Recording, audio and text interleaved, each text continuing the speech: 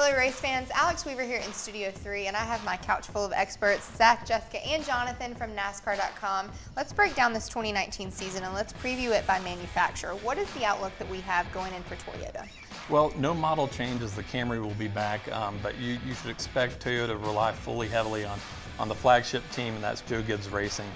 They've added a satellite team in Leavine family racing, and so that team should stand to get stronger.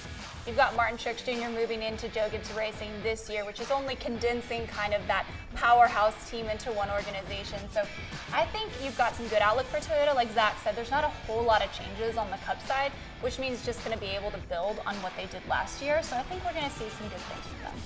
I think, Zach touched on a little bit, Leavine Family Racing coming in. Obviously, we all know Furniture Row. They got out of the sport. Leavine Family Racing stepping in and kind of filling that void for the fifth official TRD team, so to speak. They have Mike Wheeler over there. They have Matt DiBenedetto over there.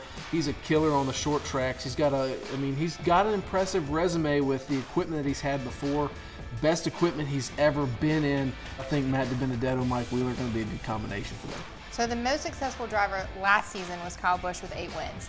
Does he repeat and become the most successful driver of 2019 for Toyota? It is really hard to go against a guy who had 8 wins last season, and if there's any kind of drop off, it would be minimal, I would think. So I would lean towards Kyle Busch. If there was a second pick, a second favorite, if you will, I think Denny Hamlin will rebound and kind of shake off that winless schneid that he had last year. Like Zach said, it's hard to pick against Kyle Busch, a guy that got 8 wins last year. How do you pick against somebody like that?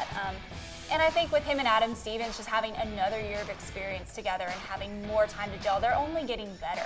So I think you're going to see them have another really strong year, particularly having Martin Truex Jr., Cole Pearn in-house to be able to work with them. That's just going to help them. That notebook next door now.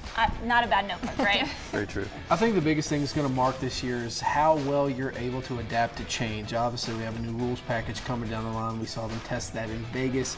The best crew chief at Joe Gibbs Racing that can adapt on the fly is going to be Cole Pearn. So that makes me want to pick Martin Truex Jr., but the driver, period, in the Cup Series that can adapt better than anybody is Kyle Busch. I think Kyle Busch is going to have another banner year.